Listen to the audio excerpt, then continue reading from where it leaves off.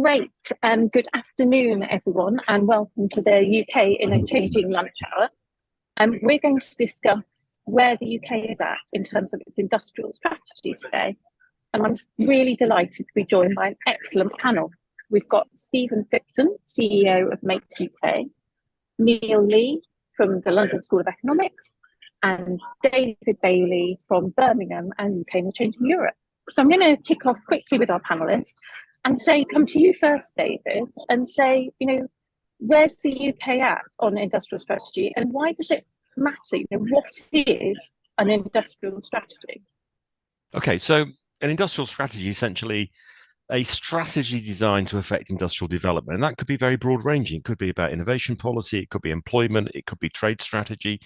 It essentially is a deliberate attempt to try and help guide the market. So the view essentially is that we can't rely on the market for everything. Even mainstream economists would say that there can be market failures. That need for sort of guidance, I think, is particularly important when there's a huge degree of uncertainty and when there are major coordination sort of failures in the economy, when you've got lots of different actors involved at a time of fundamental change. And if we look at the big challenges facing our economy in terms of getting to net zero, but also Industry 4.0 and the whole digitization agenda, they are massive transformative shifts. The uncertainty means that the market may not be investing quickly enough to help get us there. And there is a role for a state through industrial strategy to speed that up and try and enable that kind of transition. So most countries will have an industrial policy of sorts. It could be horizontal, affecting all sectors of the economy. It could be vertical, targeted at certain sectors. It may also be about technology, and we might want to throw place in as well. Doesn't have to just be manufacturing. It could be about services as well. So it could be any sector. Although from my point of view, I think we do undervalue the significance of manufacturing in driving productivity growth. But just about every country has an industrial strategy. Stephen, what are your thoughts on this question of what an industrial strategy is? There's a few, building on some of David's points, which are excellent, of course. We talk to regularly tens of thousands of manufacturers around the country. So we see firsthand some of the challenges of the sort of position we're in at the moment, halfway house, as it were, with having cancelled the previous comprehensive industrial strategy we had. But I suppose there's a couple of things that come to mind when we talk to the businesses. First of all, it's about creating certainty about the direction of travel for investment. It's really important. The average investment cycles in manufacturing are between 7 and 30 years. And so you need to have a long-term vision about what the priorities are for the country, so that when you're coming in to invest, you can make a proper case to your board in terms of allocation of capital, or indeed attract the right FDI, the foreign direct investment, which we see the Americans trying to do at the moment through their IRA scheme and looking at net zero technologies there. So absolutely vital. The other thing that's really important, which we are seeing at the moment sort of going off in a different direction, is being able to muster the government resources into delivering the strategy. And this means joining up where we are on skills policy, where we are on tax incentives, where we are on innovation, to make sure we're doing it towards the same objective. That worked very well in the previous comprehensive industrial strategy the UK had. Certainly, we created some really interesting new dynamics in this country, like, for example, the catapult network, like the sector deals that came out of that. A clear focus. People knew where to invest. They knew where the country's priorities were. It's great that we managed to move to number 8 position last year in the world in terms of manufacturing output, but a lot of that is momentum that was created by the previous industrial strategy. And David's absolutely right to highlight the importance now of the transformations we're going to go through. And the last point I would make, Sarah, is that we are competing with other economies who have a clear vision about how they're going to reach net zero and decarbonisation. And so if you're deciding where to invest, you're competing against that certainty in Germany and France and the US, for example, versus a pretty unclear view of that world now. So absolutely vital. If we, in our latest survey, I think we ended up with 99% of manufacturing businesses in this country believe a comprehensive industrial strategy for the country is absolutely vital at this stage. And Neil? A lot of the good points have been made, but I'd say take a step back, and a really good strategy is something which looks in the long term, helps you coordinate investments, helps you make decisions, and as a government, helps you decide what things to prioritize and what not to prioritize. And it also helps, and I think Mike made this point very well, helps you helps other actors know what they can sort of rely on happening and rely on what the government's going to do. So it has this sort of long-term aim of sort of doing all of that sort of stuff. At the same time, if you look at the industrial strategies are now often being used to sort of serve subsidiary goals. So it used to be about, so we talk about industrial strategy. I have a class this afternoon, we're talking about industrial strategy in East Asia. But actually, increasingly, they're being used for other reasons, for geostrategic reasons, as we've seen in the United States, other reasons around net zero, reasons around sort of, fragmentation of trade and sort of, building resilience into supply chains. But then also around, as, David, writes a lot on this as well, is about place-based industrial strategy, working out how you can grow parts of the economy or places which are not growing otherwise. And that's what a really good industrial strategy can do, but it needs to be sustained over the long term. And I suspect we'll be coming back to that point a few times through the session. Great, thank you. So one of the questions that I have, having heard you all speak, is, which countries are doing this really well? So we hear a lot about the Inflation Reduction Act in the US, Europe, EU's Green New Deal. So are there examples of countries doing industrial strategy really well at the moment? I'm going to come to Neil first, if I can. Okay, let me give you two examples of sort of where this is done really well. So first is David's already mentioned the distinction between sort of manufacturing industrial strategies and the fact you might have an industrial strategy for other sectors. So one sector which I've focused on, which is a very service-based sector, is the Singaporean digital tech, right? And over the last sort of 15, 20 years, they have had a focus on digital tech, and they have gone from being sort of also rans in this sector to being sort of an area where they had sort of they've done really well. And I'll draw parallels with that with another sort of industrial strategy which has been successful, which is Austria. And in Austria, they had a long-term increase in their R&D spending, a lot of which was in low-tech industries such as steel and sort of, some parts of sort of manufacturing. Now, the things which these strategies had in common were, first of all, they were sustained over a long time period. So these were like 10, 15-year, 20-year strategies. Second of all, they had like some sort of locational fundamental, which meant that things were likely to be successful. So in the Austrian case, they had like strong sort of, they had a strong steel industry, which they knew was going to need to be transformed, and they needed to do something to sort of help that sort of transformation. In the Singaporean case, they could tell that there was a sort of, that they had fundamentals in terms of the market access in Southeast Asia was great. And then the other thing which both of these cases had was they had an opportunity, like a technological opportunity which happened, which allowed them to take advantage of sort of changes in the industrial structure. So in the Austrian case, they joined the EU, okay? And then they sort of, had the sort of rise of countries in Eastern Europe, which they could provide which they could serve as a sort of supplier for. In the Singaporean case, they could see quite clearly coming the rise of smartphones. They were very quick to sort of get onto that, and they realized that they had the sort of fundamentals to sort of build there. So those are two cases where it's been long-term policy, where there has been, coordinated policy backed with the private, with strong links between the state and the private sector. And in both cases, they've been, very successful. And that's the type, those are for me two really good examples of industrial policy. Stephen, I'm going to come to you next. Poor Davey's going to run out of examples, I fear, at the end of this. So I completely agree with the Austrian and the Singaporean examples. They're very good examples. Two others just to bring into this would be South Korea and Taiwan. If you look at their long-term, Taiwan on semiconductors, commercial semiconductors, the investment that's been made into TSMC, which runs to tens of billions of dollars over a 20-year period to create the world center for commercial semiconductor manufacturing. That was a massive commitment by the government there. They had one sort of focused objective and they marshaled all the resources around it.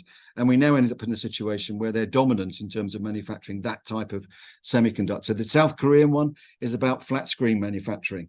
Another example of tens of billions of dollars being invested in partnership between private investment capital and the government in becoming the world leading, with LG and Samsung, the world leading manufacturers now of flat screens. I think just about every flat screen in the world now comes from one of those two factories. And they set that objective out years ago. I think the important point, and it's something we struggle with, is that it survives political change. It doesn't change every time you change governments. In our calls recently around industrial strategy, we suggest either it goes into legislation or it becomes a royal commission or something outside of the normal political structures to make sure you've got that long-term certainty. That seems to be a key success factor in many of these long-term strategies that we've seen so far, Sarah.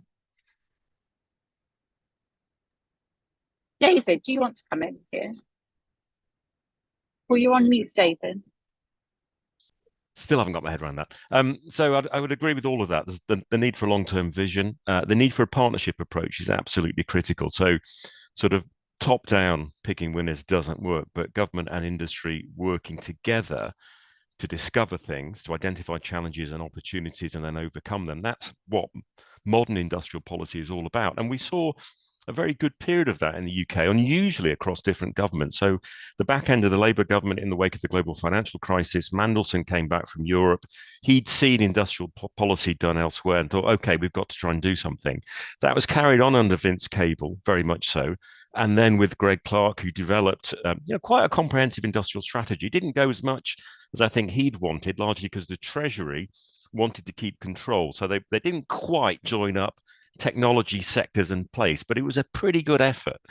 Great shame that was scrapped under Boris Johnson. And then since then, we've had a succession of kind of these short-term plans that don't survive. So having a long-term plan, absolutely critical. Some sort of permanent institutional structure, I think, is needed to embed that. Otherwise, it is subject to sort of political whim.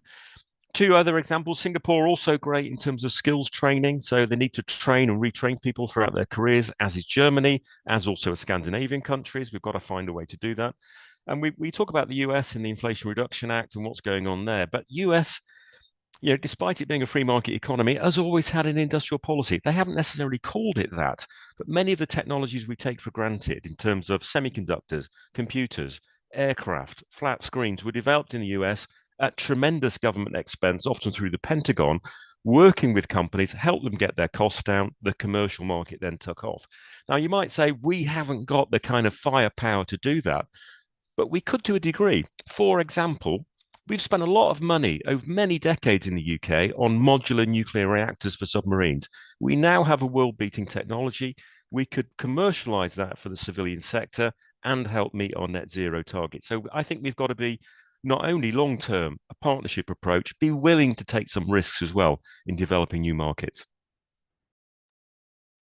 So you've all touched on a question that's come in from our audience. Please do ask away on the Slido, which is about whether our current political class actually has the bandwidth to undertake work over a 20, 30, 40-year horizon. And that's clearly a challenge. And, I've heard you speak, David, before about the sort of rapidly changing nature of the UK's approach to industrial policy and industrial strategy. So I was just wondering if you could give us a summary of the recent history and where we are now, David. Oh, okay. So we had that period of continuity culminating in the industrial strategy with Greg Clark, which many people put an effort into. That was rolled out in terms of local industrial strategies. There were sector deals, which Stephen referred to earlier. That was a really good stab at an industrial strategy, and I think we could have developed that further. That was scrapped under the Boris Johnson government. We had then a plan to bounce back better. Then Liz Truss's very short-lived plan for growth, which was, of course, outlived by a lettuce. And then most recently, these growth areas. So there isn't industrial strategy as such, but what happened really last year, largely because of pressure from people like Stephen, was the government did set out some growth areas for the economy. There was a bit more money for automotive because the money had been spent. And the government started to take something seriously like critical minerals. And I was sat on the task force, for example, that advised on a battery strategy. So we've got the beginnings of these elements of something that could be quite useful. It isn't joined up. The funding isn't really there to make it happen, but it's at least beginning to creep back on the agenda. But we need to go much, much further. And one area that's come through quite strongly in the questions and has been hinted at by the panel is whether place should be part of an industrial strategy.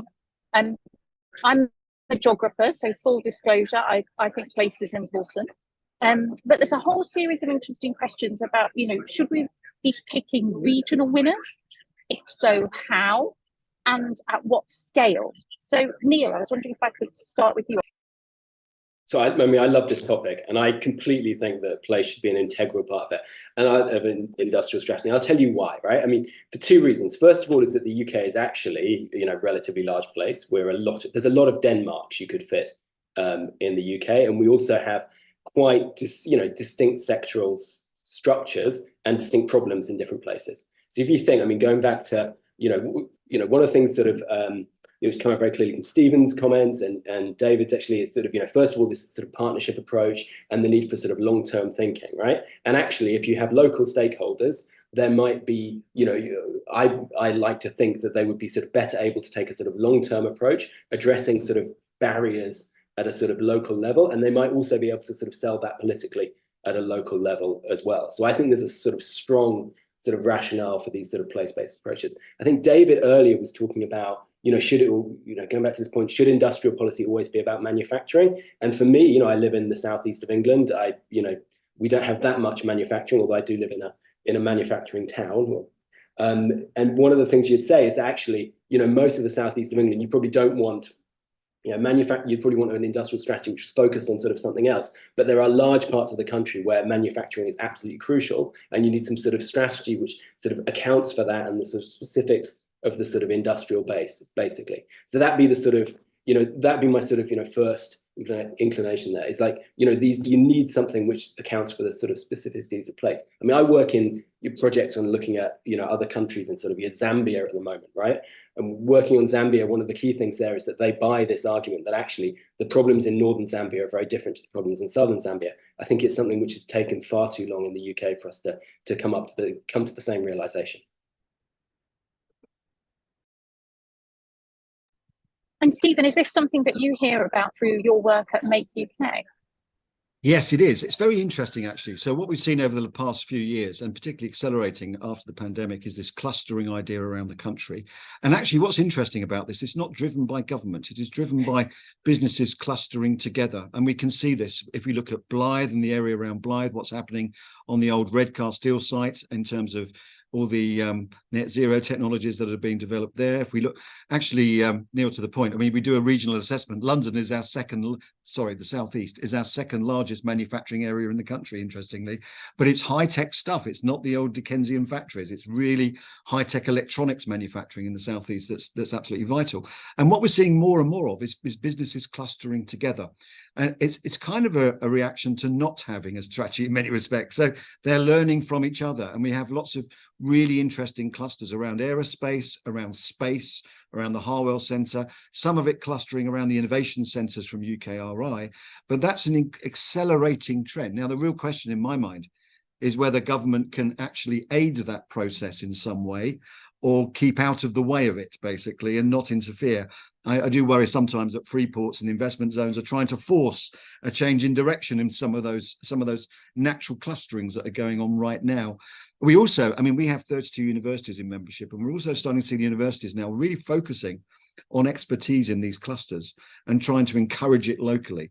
So the country is rapidly, through a market evolution largely, getting into a place where place is important for clusters of certain types of technology. I mean, the West Midlands has always been an automotive centre, but some of the new technologies now being developed there as a spin out of that are really interesting. And some of the local universities are encouraging that innovation and that investment in those local areas. So we are moving to a place where clustering and place-based is absolutely vital. And what we'd like to see is policies that support that process going forwards, I think.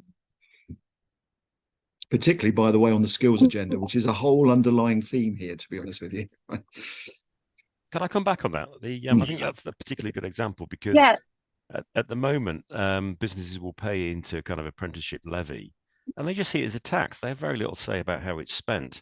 Really devolving that down to a regional level would enable businesses to identify the sorts of skills that are needed, and we'd have a much more sensible policy. So centralized sort of policies from government don't work very well. And that was a really good example of what we could do much better. I think the reason why place is important is because we need to think about these big technological changes that are happening, how they impact on sectors, and how that unfolds in particular places. So putting that all together requires a place-based element. We've got the beginnings of that in combined authorities. They are just about big enough to start to do some of this. But in many cases, because we don't have a place sort of mechanism, it's the catapults that are having to pick that up. That's not what they were designed for, but they're effectively filling the sort of place vacuum in that sense, and doing a brilliant job, by the way. We should be supporting them more. But we need to be decentralizing more in the UK. We're probably going to need regions, I think, of sort of 5 million upwards to really make this work. That is a sort of decentralization that Phil McCann talks about when you look at France and other countries. One of the problems was that the government took away the regional development agencies, which did a really good job, I think, in many cases, and the government offices and the manufacturing advisory service, which did a brilliant job about all these things we're thinking about. We're going to have to recreate something like that and try and constitutionally embed it so that a future government doesn't come along and trash it again. David, just to support that, yesterday I was talking with senior officials in DBT about re-establishing the manufacturing advisory service, because that was a vital link. And obviously it's carrying on in Scotland, and we can see the effect there. And just to reinforce your point, if we look further forwards now to some of the new decarbonising technologies, we can already see the clustering effect. If you look at what's happening around, in Hull and Grimsby and those areas, in terms of where we're going to be with carbon capture, where we are with offshore wind. If we look at what's the manufacturing areas around Blythe, what's going on around Sunderland there, in the transformation of those heavy industries, we can already see the effect of some of that clustering happening on the new types of technologies that we need for the net zero challenge. That just needs to be accelerated enormously from where we are at the moment. And one of the challenges there is that the government's been sort of seed funding a number of projects. You mentioned SMRs before, SMR, hydrogen production, all of these different things. There's little pots of money there, but we haven't decided yet what the big objective is and where the priorities are going to sit and how these clusters are going to form. So we have a tremendous opportunity going forwards. We just haven't quite got a plan for it yet. So I want to ask you about that plan, and in particular, given your own work, what would you like to see prioritised in an industrial strategy? And one of the questions that's coming through quite a lot in Slido in particular is, how could the UK differentiate itself from other countries' relative strengths, in other words? Do you want me to say that, Sarah? So in terms of differentiation, if you go in reverse order, I spent some time in the US recently going through IRA with US manufacturers. And when they look to the UK, the strength, they see two strengths here. They see innovation. This is a massive strength of this country. We are brilliantly good at innovating. Most things are invented here. The American companies were saying, you invent it, we've got the resources to commercialize it, basically. So, and that's been the case for decades in this country. We're not good at scaling up. We're very, very good at innovation. So we must find a way of using that on our priorities to accelerate growth. I think that's absolutely vital. But in terms of some of the challenges we have now, this is why you need a long-term view and industrial strategy. Again, talking to many of the manufacturers around the country, the current challenges are around skills, joining up a proper skills policy and strategy with where we want to be in terms of our industrial priorities, in terms of what we want to do with decarbonisation in particular. I was looking at some of the numbers of installation engineers required for heat pumps and hydrogen boilers. You're talking about hundreds of thousands of new jobs. And so far, we don't have a plan to join that up with whatever those timescales are that we are talking about. So joining up the skills agenda is very vital to most manufacturers. And we're in a situation now where we've got the highest number of vacancies in our sector we've seen for more than 30 years. and we've got the lowest number of apprentice starts we've seen for decades. I mean, it's not a good situation at the moment. So everyone's mind is around the skills agenda, particularly vocational skills. We're great at graduates. We're not very good at vocational skills at the moment. And the other challenge is about our energy costs as they stand at the moment. We are something like 60% more expensive than mainland Europe for most industrial energy usages in this country, which has actually had an effect of speeding up many people looking at energy efficiency in their factories at the moment and implementing digital technologies through Made Smarter, David, as you'll know, to try to have energy efficiency. So it's a kind of knock-on effect from that. But long-term, energy market reform, deciding what we're going to be doing about that, decoupling where we are on fossil fuels against renewables, and really working on that properly, again, is going to encourage long-term investment. But at the moment, it's deterring it because we haven't got there's no way we can say in 10 years' time we're going to be at this position. So it's, you start to see that industrial strategy is much more than just thinking about factories. It's the whole ecosystem around it that supports growth against a set of priorities that we need to set out. Neil, do you want to jump in? Yeah, so I can say, so I mean, how do we avoid differentiation? I mean, I would say, so I think there's a couple of issues, right, which we've always faced. First of all is that, and just with trying to be a bit critical about industrial strategy here, the caveat that, I'm generally pretty positive.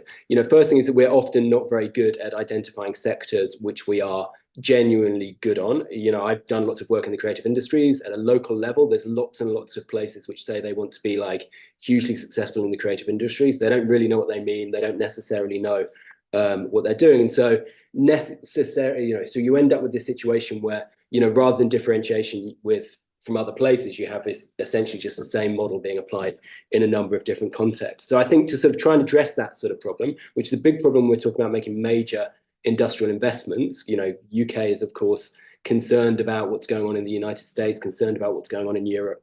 And we need to work out what exactly our realistic strengths are. You need to be brutally honest. You need to be swayed by sort of real economic evidence rather than the politics. And I think there has often been a sort of, I think the politics have sometimes been quite dangerous here. We have a tendency to say that we're world leading at everything. And I think, you need to really sort of build on what's there. But it's very easy for me to say this, right? But it's very much harder to actually do it in practice. And we know there's lots of studies on this sort of thing where particularly local policymakers have struggled to identify sort of real comparative advantage where they can do sort of industrial policy things which are different from elsewhere. And this is, it's a big problem right now. You just have to be honest and sort of open and driven by the evidence. And then the other question, which I think is, always goes through the back of my mind when we're discussing industrial policy is, how many bets do you have to place and what is your accepted number of bets which you can feasibly and politically make, and how many of those are going to come off. That sort of ratio is really crucial for political buy-in for industrial policy.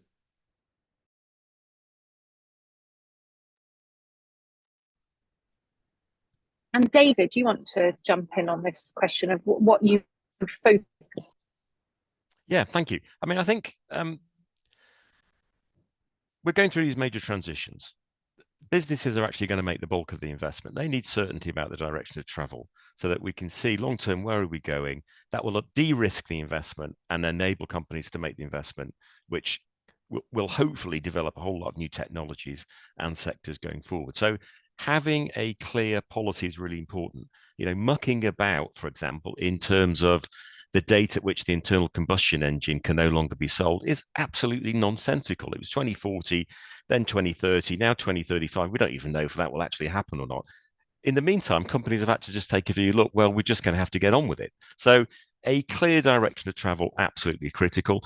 In terms of differentiating factors, I think at a very high level, we can compete in, for example, in terms of high performance batteries, particularly given the success of our luxury premium sports car industry. I've mentioned this already in terms of modular nuclear, offshore wind. We have a massive advantage there. We've not levered that enough in terms of building a supply chain in the UK. And the hydrogen economy as well is going to be absolutely critical going forwards. So just take the case of steel, for example. Yes, we are going to have to see lots of electric arc furnaces in the future, which are fed with scrap steel. but not having the ability to produce virgin steel, fresh steel, I think is going to be a potential issue in other sectors as a knock-on effect. So if we had an industrial strategy, we could think about, well, okay, let's keep some of the blast furnaces going, but think about diversifying into other techniques that are coming, using hydrogen, for example. So it would keep options on the table, I think, in terms of the strategy going forwards. One of the ironies is we're shutting down blast furnaces. Arc furnaces are not yet able to make certain high quality steel. We're going to end up importing fresh steel from other countries over a long distance, probably where they use a lot more carbon. So actually, even from a net zero point of view in the short term, that wasn't a good idea. So I think there are certain areas where we really have a tremendous advantage. We could leverage that. Neil has a very valid point that it's risky. I'd say it's also more risky, or potentially equally risky, not to have a go at it. So one of the questions that's coming through on Slido, you've all identified lots of things the UK could do. And one of the arguments around Brexit was that the UK could do lots of things that would really suit the UK economy, much better than things might suit the EU economy. There's a really interesting question. It's actually the top rated question on Slido, which is whether Brexit's actually a constraint on UK industrial strategy. So rather than providing opportunities, does it act as a constraint? The world's very different in terms of the world we're in now, more protectionist, potentially a bit more deglobalizing. I thought it was a really interesting question. Neil, do you want to start on that? Yeah, I mean, so I struggle to see the sort of upsides of Brexit from an industrial strategy perspective, and I think partly that's born on sort of experience. So let me give you, I don't think there hasn't been a lot of sort of suggestions for great forms of regulatory divergence. I'm sure there is some stuff there, but it hasn't happened yet. So my positive view on Brexit, I think, for industrial strategy is that, essentially we've had a difficult sort of 7 or 8 years, right? I mean, we've had a difficult period of sort of adapting in sort of policy terms and so on. But actually, I think there was a lot of people, so, on both sides of the aisle, I mean, everyone from sort of Greg Clark to sort of Rachel Reeves, who sort of see that now we probably are in a bit of a hole and we need to come out of it. And I would guess that this is my most optimistic spin, and I really hope I'm right on this, that basically we'd sort of reach the bottom for economic policy, and now we can actually do something which gets us out of it and maybe sort of, coalesces people to think that actually maybe we do need to make some investments, maybe we do need to sort of, have a coherent strategy which we stick to for more than a couple of years, that sort of thing. So that's, I really, I'm not going to push this as an argument as something which I truly believe in my heart, but that's the most optimistic terms I can think of for what Brexit's going to do for us. David, how do you see the sort of opportunities for the UK setting its own industrial strategy? So, I mean, this is a really good question. I mean, it was an argument that was used during the Brexit referendum, in that EU state aid rules restricted the ability of the UK to intervene to support British companies. I don't think that was really a valid argument, in the sense that we never really fully exploited the space that we had anyway. And usually ministers would hide behind, EU state aid rules. In fact, France were doing all sorts of things in terms of loan guarantees. Italy was doing the same, Germany and so on. So, I think we hid behind that argument. Since Brexit, we've heard from Stephen and Neil about the big action taking place elsewhere. I think the world is very different to the way some Brexiters had envisaged it. We've now got the US, the EU, China, really very much engaged with industrial policy in a very big way. It is back. And we've effectively stood on the sidelines and watched it unfold elsewhere. And I think it's time we've got to really get on with developing this ourselves. I'm not sure Brexit in itself gives us that many extra opportunities.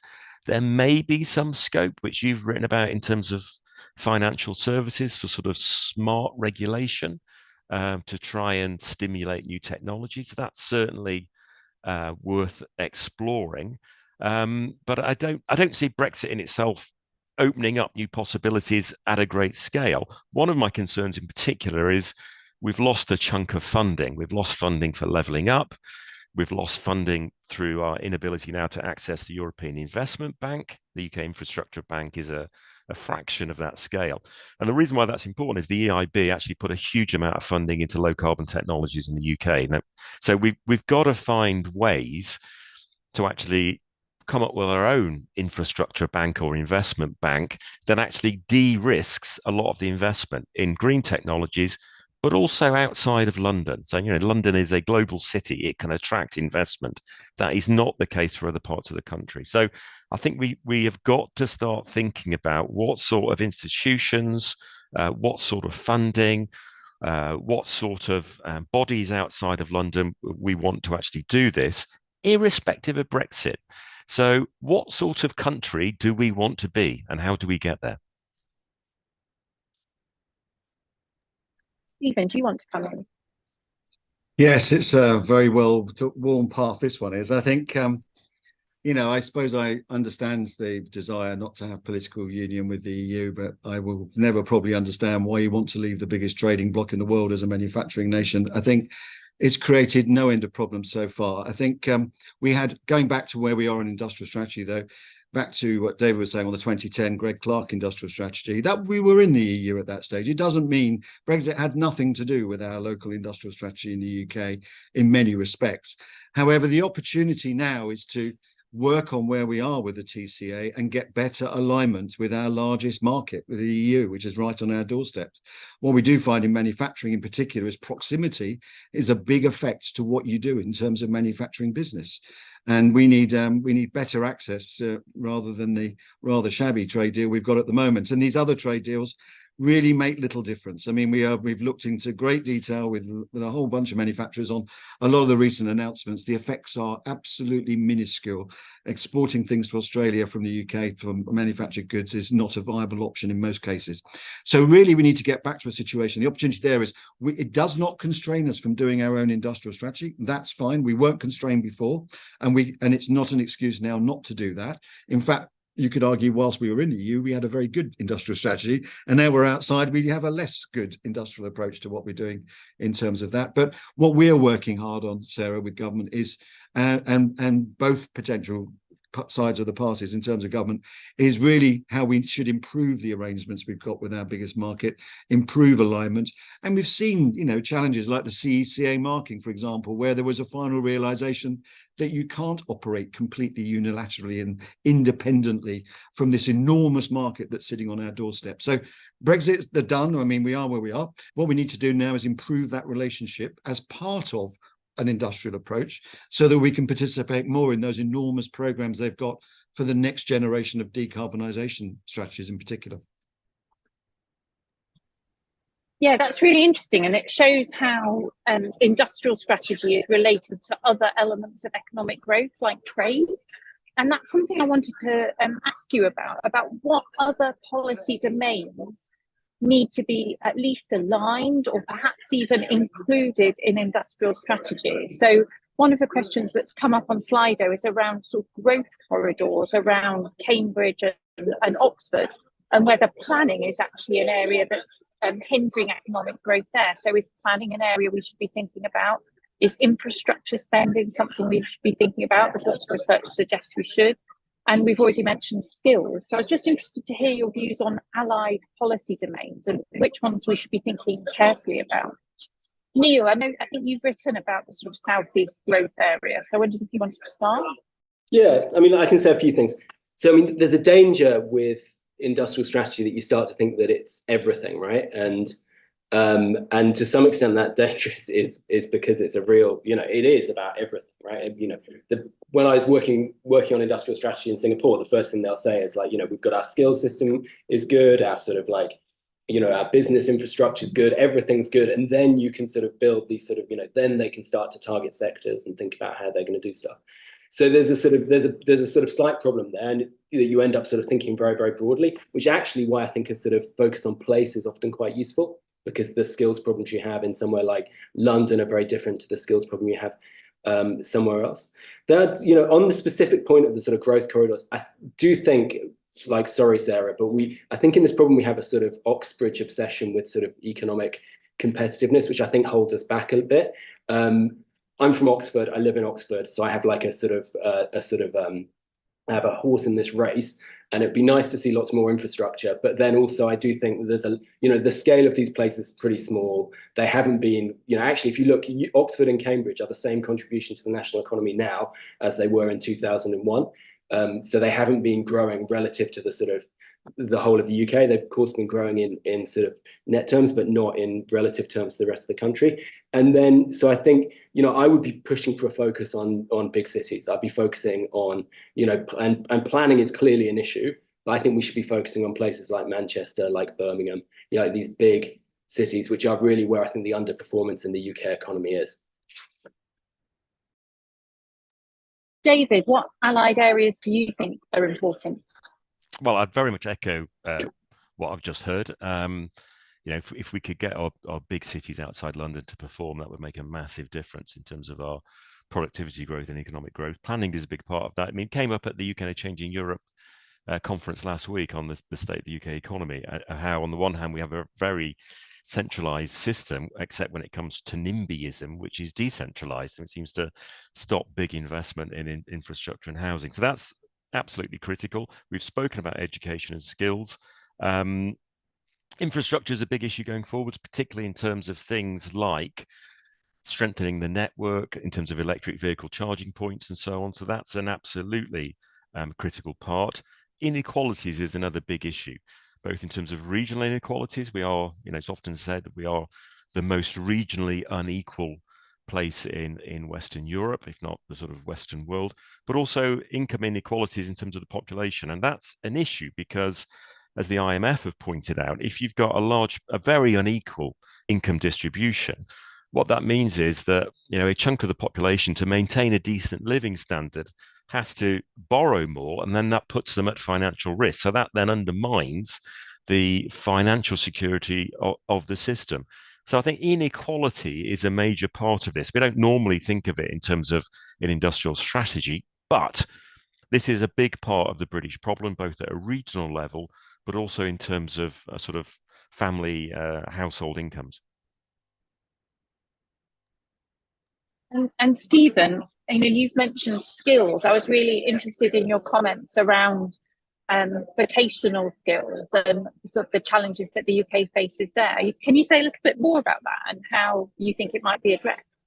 Sure. So vocational skills. So we're sitting here at the moment with a workforce of about 2.6 million in the manufacturing sector and vacancy rate of about 70,000. Most of those are vocational skills. And there's been a few effects there. Partly Brexit, partly the pandemic, as a complicated landscape, and partly the fact that since we introduced the apprentice levy in 2016, we've been falling every year in engineering apprenticeships because of the way the levy is constructed, mainly around FE colleges dropping out of vocational provision because they can't use the levy money for capital investment in CNC machines and things like that. So SMEs can't access an apprentice program because they can't find anyone to do the apprentice training locally. So part of the efforts we've been doing recently, and the Chancellor announced 50 million to trial some of this, was about changing that dynamic and whether we can get DFE to allow some capital investment to go into FE colleges, because we are absolutely, and now we can't hire people from Europe anymore, largely. So we've got, I gave the example at a recent government meeting about welders. You can't find a welder in this country. And we've got massive fabrication businesses working on wind turbines, carbon capture infrastructure, all sorts of stuff. And they're importing them from Indonesia at £20,000 for a visa, and this sort of stuff going on because we're not generating our own requirement, our own skills provision for that. And this is partly about joining up in industrial strategy, because before we were perfectly lined up with where the skills output needed to be to fill the vacancies that we saw in manufacturing. And now, of course, we're sort of diverging now because it's not clear on what those priorities are. So we're off on all sorts of other things in terms of our priorities and skills. And they will point to the fact that in the overall terms, apprenticeships have gone up, but they've gone up in other areas, MBAs for bankers and things like that. It's not relevant to the core mission that we were trying to achieve at the time. One comment around the broader point, though, Sarah, if I may. One lens we like to look at these issues around around all these subsidiary issues is through the FDI lens, because it's very interesting to look at foreign direct investors in the UK when they come and set up here. What attracts them or what deters them is quite interesting. We've been doing a lot of work with Lord Harrington recently on the Harrington Review and where they've got to on that. And there's a few things that always come out in terms of setting up. First of all, planning is vital. Very hard to set up a new factory in the UK at the moment. You try doing that, it's really, really difficult. Takes a long time. If you go somewhere in Eastern Europe, you'll get your planning permission in 4 weeks. That's one big issue that people look at. Skills, can I get the skills locally? If I'm going to have a factory with 4,000 people in it, am I able to get the right skills for that? It's always number 2 question. Infrastructure, definitely. Our transport infrastructure is largely at capacity, or it's not connected together. I mean, we were dismayed about the decision on HS2, not because it takes less minutes to get to Birmingham, but because the freight route capacity is full. And what that did was allowed a much greater freeing up of freight capacity, so we can get freight from north to south. And not having that, and the plans suggested, although they're mostly pre-announced plans anyway, aren't going to fill that gap. So people worry about movement of goods around the country and infrastructure, which then includes digital infrastructure, because we're in the digitization phase, and are they able to do that, as well as transport and of course network connections. Sitting on a wait list of 12 weeks to have 12 years to hook up your local substation to provide a new factory is not going to attract inward investment. So it's quite clear, and I think with the government we've been saying these are the big deciding factors about what we need to change, and we can change them, but we have to do it in a joined up fashion. It goes back to our central point, that's around having an industrial strategy. Links back as well to where we started in terms of energy costs. Interesting that the sort of 2 big battery gigafactories that have been attracted to the UK had to involve some sort of deal around energy, because otherwise it simply wasn't going to be viable. So I mean, there was very good reasons for increasing the price of energy to take into account the value of the amount of carbon used, but we've done it much further than anywhere else. And we haven't compensated industries that use a lot of industry. So we've got to think about addressing that, and also about how the privatized energy system worked, in a sense we didn't have reserves, so we took a much bigger price hit during the recent energy price hike during the war. So and also what we do in the future in terms of bringing more sustainable energy sources on stream. Yeah, I agree. It's interesting on the battery plant, David, that the reason it's in Somerset is because it's next to Hinkley Point. You need a direct connection to a nuclear power station to run a big gigafactory like that. So again, that's avoiding the connection to the network, which we know the national grid is under enormous pressure at the moment with this. Yep. Great. We're rapidly running out of time, and there's loads we could still cover. I think we've covered the main themes that are coming through on Slido. So I wanted to end with a question which I'll ask each of you, which is, if you came to power tomorrow, what do you think would be the one thing that you would really prioritise? And I'd be really interested if someone could say something about services alongside manufacturing, and that does crop up quite a bit in the questions. I think there's a whole interesting debate about where services sit in there. David, can I start with you? So sort of picking up on the trade point, we need to work much harder to improve on what we have with the European Union. That is the biggest single market in the world, and it's on our doorstep, so we're going to trade with it more. That's in terms of goods, but also more access, better access for services. And a point as well is that manufacturing and services are very closely entwined. So for example, in the West Midlands, formally, manufacturing probably accounts for 10% of GVA. When you add in services that are very closely linked to it and depend on it, it's about a third of the economy. Now, that isn't absolutely right, but it's roughly right. And as Kane said, it's better to be roughly right than absolutely wrong. So, and many of the areas where we compete really well are in services that are part of a manufacturing value chain. Could be because they're now done by consultancy organizations, or it's about manufactured goods being kind of co-created and you're providing a service alongside a manufactured product, power by the hour, the obvious thing. So those areas we are really, really good at. So I think about improving our trade links, thinking how we can leverage in extra benefit for services from manufacturing. Neil, over to you.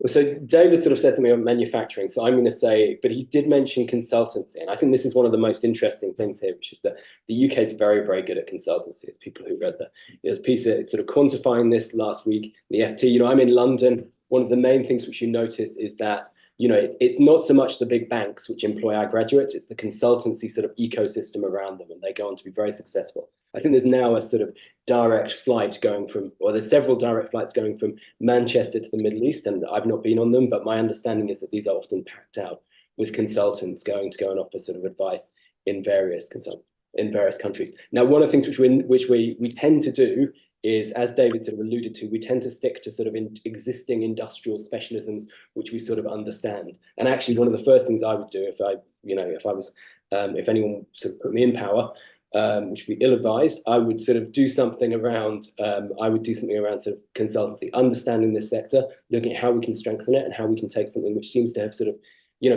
there's an argument that maybe we're good at this sort of stuff because the government hasn't been intervening, but I sort of doubt that. And I suspect there's some things which the government could do to sort of, to push it further and make it into a world-leading sector. Great. And Stephen, over to you. Just so on the services point, it's quite interesting actually, because many of our larger manufacturing organizations see themselves more of a services business than a manufacturing business. I think David mentioned Rolls-Royce's power by the hour construct. They're not selling capital, they're leasing their products. If you look at most of the car companies would say they are actually a financial services business that sell their financial services through the idea of making cars.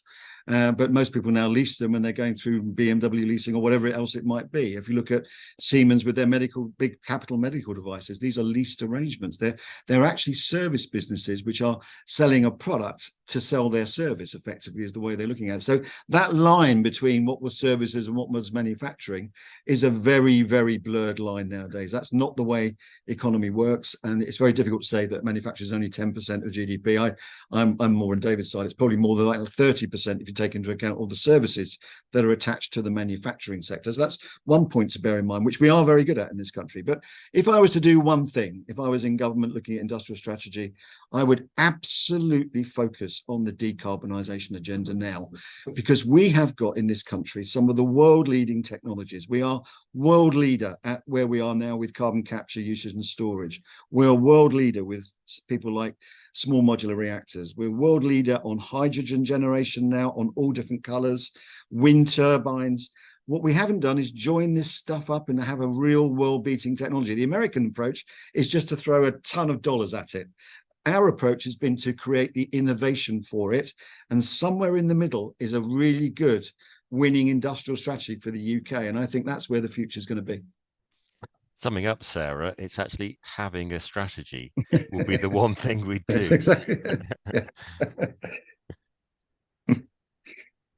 That's brilliant, David. Returning to the exam question, I like that. Good. Thank you ever so much to my amazing panel and to the amazing questions on Slido. There's tons more to discuss, but if you want to read more about it, there's a report on the UK economy just come out for the UK in a Changing Europe. They also run a trade tracker and a divergence tracker, so you can have a look in detail about what's happening. There's tons of great new events coming up as well. So on the 15th of February in particular, Anand Menon will be in conversation with Matt Warman, and you can sign up to that online at our website. But for now, I'd like to say thank you very much and have a great afternoon. Thank you.